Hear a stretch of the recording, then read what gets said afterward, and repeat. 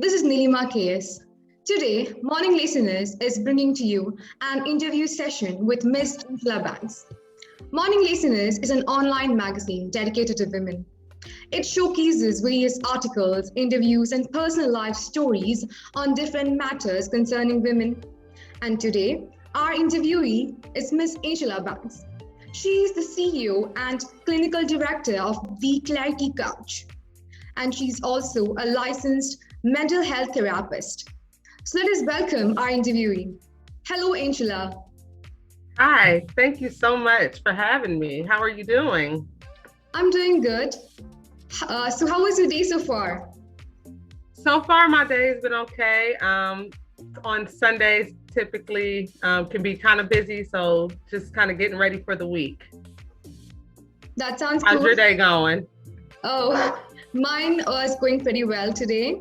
It seems like a good for an amazing week. So how do you normally spend your Sundays on? Do you spend more time working just after your breakfast, or do you spend more time or consider Sundays to be your self-pampering day?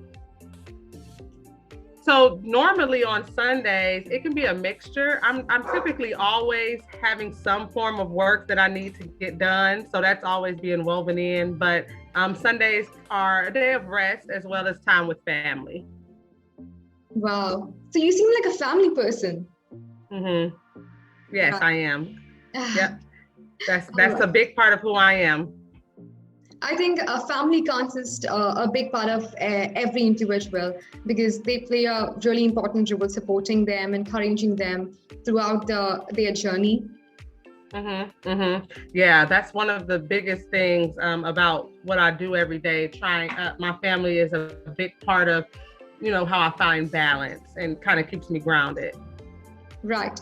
So, where are you actually from? I'm actually from Cleveland, Ohio. I grew up in Cleveland. All right. So most of us, usually start their day with an energy drink. Like for me, I'm a coffee person. I need a cup of coffee to, function me throughout the day, to be, more energetic throughout the day. So I need a cup of coffee by my side just after I get up from my bed. So what is your energy drink? So I prefer tea over coffee. I've had a coffee situation before that I had to kind of wean myself off of it. So now that I'm kind of trying to stray away from that, I actually like ginger tea and like calming teas with different herbal supplements that kind of help with those calming components and kind of ease some of that stress and, help with sleep and things like that. Oh, it seems like you're more into a healthy corner. You seem to also like all versions of tea with herbals, it seems. Mm-hmm. Yes, for sure. So I like to try different types. right. So do you normally work from home most of the days or work at office? And which do you think is more convenient and comfortable for you?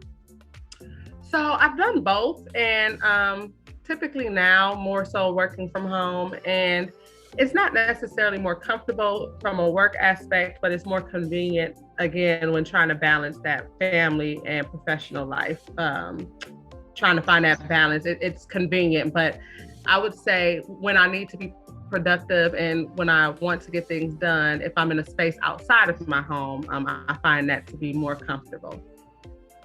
All right. So tell us something about the Clarity Couch. What was the main reason behind building such a platform? Yeah, so it was really started because I wanted to get into private practice to service some of the parents of the families I had been working with in some other with other organizations, and from there opened up the practice to kind of offer a service that I felt like was more difficult to find, a more culturally relevant service, to be able to service Black women and Black families, Black men and people of color. So to be able to have that space where they're able to receive mental health treatment and also feel like they can relate to their counselor, that sort of was the foundation behind opening the Clarity Couch. Sounds like an interesting goal you have set forward to achieve through this platform you have created for yourself. So, do you work alone, or have you got any other colleagues within your team? Yeah, there's a few others on the team. A few other clinicians that work with us and to service the community. But both of them one of them is one of our clinical intern, and the other one is also a fully licensed therapist. So we're able to service more outside of just myself. Right. So, what, in your opinion, should be the most important component in the process of regaining emotional well-being? Like after a breakup or after a separation with your life partner, what should be that important factor you should make sure to maintain to again regain that emotional well-being you lost during that breakup? Mm-hmm. Yeah, I think a lot of times when people break up, especially like a longer term relationship or something that they were expecting a lot out of, it's really necessary to be able to get back to those things that you find to be important. So making sure that you're implementing strategies or coping skills with hobbies and things that you find to be enjoyable. If that's spending time with family, if that's being in nature, if that's exercising, if it's watching movies, binge watching a show, whatever that looks like for you, giving yourself that space to find what you find joy in again. Right. So finding pleasure in various activities that, like for example, for some it would be engaging in creative activities. Like for me personally, whenever I indulge in reading or say gardening, I feel so happy and so satisfied. So getting that self-satisfaction from activities that offer you pleasure can really help you regain that emotional well-being. Don't you think so? Yes, I do. I think that's really imperative, and it kind of keeps you motivated to find other things you find to be enjoyable the more you're experiencing that emotion and that feeling. Right. So depression, following a breakup has become like the talk of the town now, has become a trend in fact nowadays. And as a therapist, how would you like to approach your clients who have been gone through the same lane? Mm-hmm. Yeah, so one of the things I tell my clients when they're going through something like this is that, when you go through a breakup and you had all these expectations and you're missing that person, it's a lot like grieving, like a loss. So it's the same, you'll go through that same grieving process as you would with like the loss of a loved one. So making sure that whatever you need to do, again, in terms of finding balance and practicing self-care and finding joy. Those are really important because it can get really sad when you're in that space where it feels like, you're angry because of the breakup, or you're in denial that the breakup is happening. Those same stages of grief that you experience, you're going to go through those. So being gracious with yourself is also important in those moments, and being able to say, I need this space, and being understanding and compassionate with ourselves. I completely agree with you. It takes a lot of time to get over that breakup or that separation. And more than all, it takes a support from somebody, say it could be your friend or a relative who could guide you through that stage to move on. And especially if you have got a therapist with you, it would be great, I think. Mm-hmm. Yeah, for sure. It's definitely helpful to just have that space where you feel like you know that you will have time to focus and address that grief and address those more difficult feelings in a more appropriate setting, or a setting that feels more comfortable. Right. So could you describe the many phases of depression following a breakup one by one?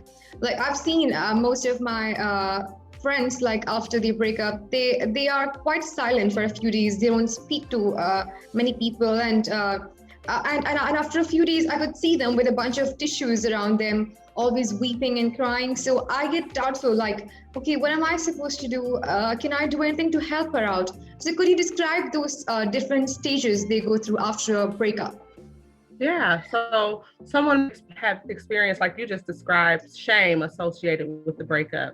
because not only do you have expectations for a relationship, but everyone around you does have those same expectations, or they want what's best for you. So it can be really tough for people to have to explain to others that that's something that they're experiencing.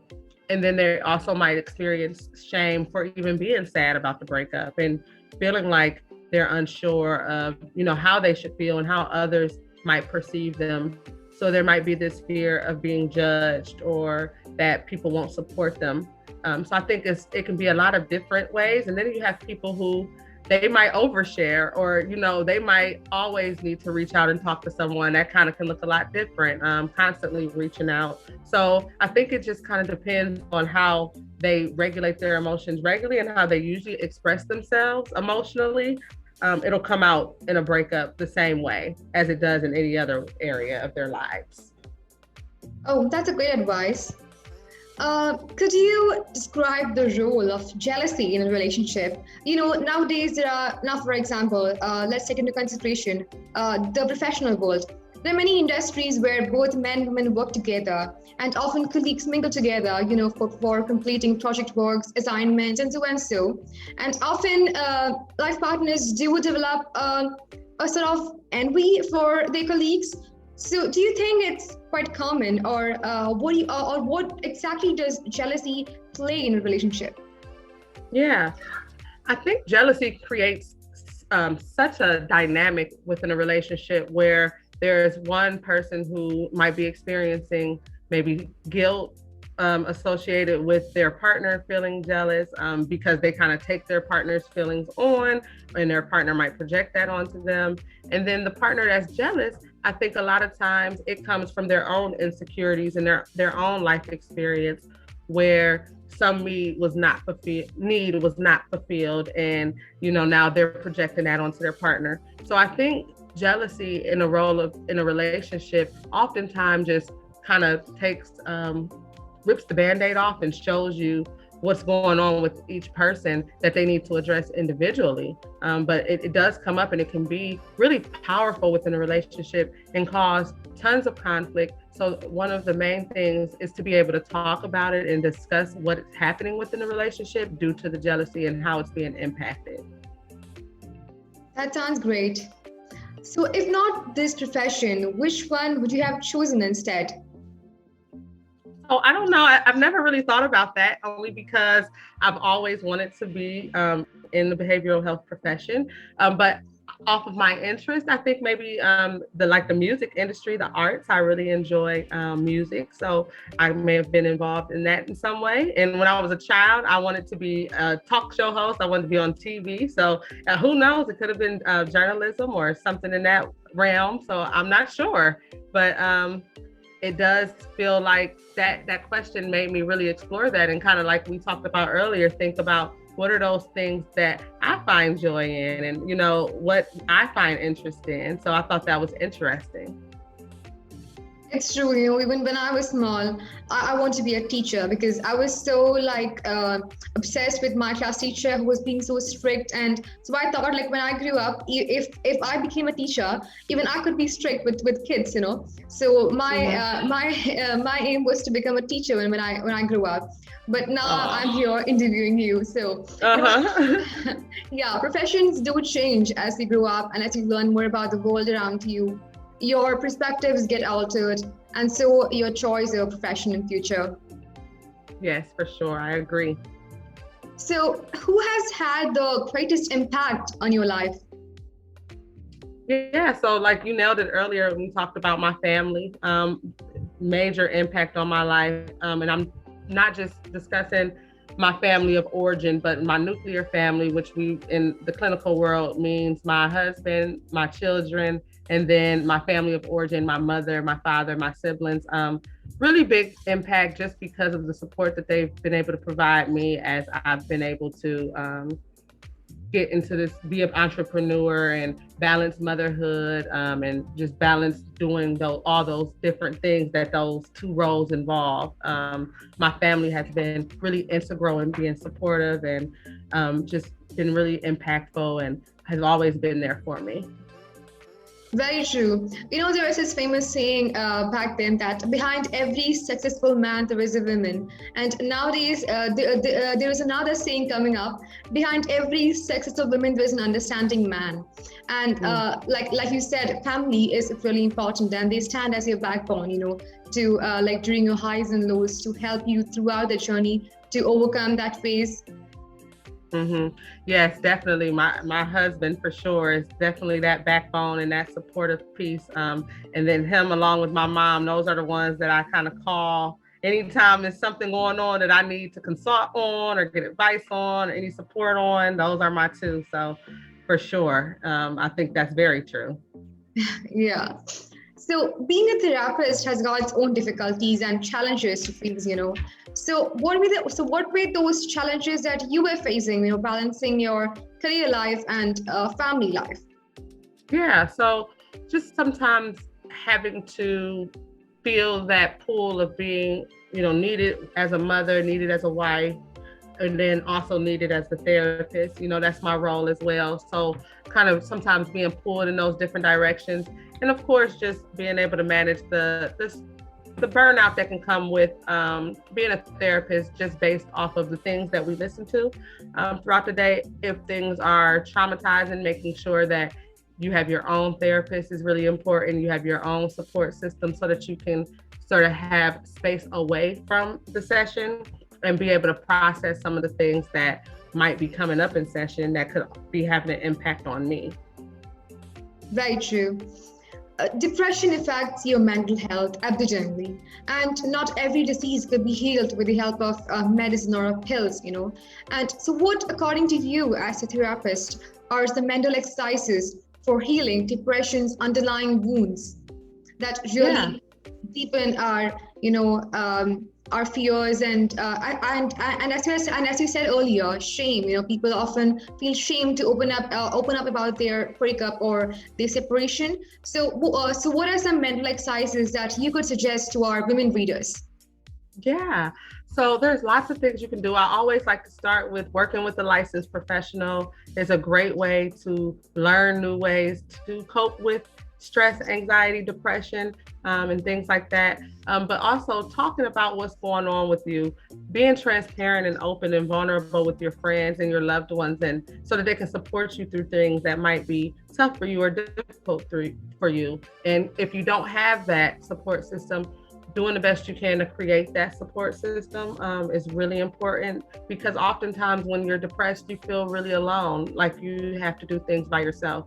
So when you create a support system, that gives others the opportunity to give you an opportunity to lean on them and kind of get other perspectives on what's going on, as well as taking care of your physical needs, meaning sleeping well, eating the best as you should, and exercising, being active as you should. Those sort of core needs are really integral in managing symptoms of depression. And also making sure that you are finding a way to express yourself. So if that means you're journaling, if that means that you're talking to someone, if that means that you're, sometimes I suggest like video diaries or audio recordings, or just some ways to express what's going on inside of you so that you can even identify what's happening and why you might be experiencing some of the feelings that you are. Now an example comes to my mind. It's Anne Frank. Like, though she hadn't gone through depression, she had gone through a trauma, during that prehistoric period, during the Nazism and all, during the Holocaust era. So what she had done was to write on a diary, to maintain a diary. And she had also said the statement that paper has got more patience than paper. Do you think it's right that paper has got indeed more patience than normal people?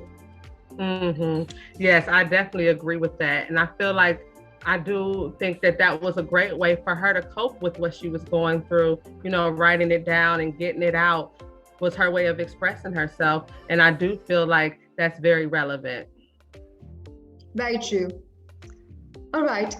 So That's all for today. We can end this interview session. So first of all, I would like to thank the audience for being patient throughout this session and offering us your valuable time. And to you, ma'am, obviously, Angela, thank you so much for your time. We really appreciate the time it took to answer our questions. Thank you so much. Thank you so much. And thank you, Morning Laziness, for having me on and giving me this opportunity. Thank you and have a nice day ahead.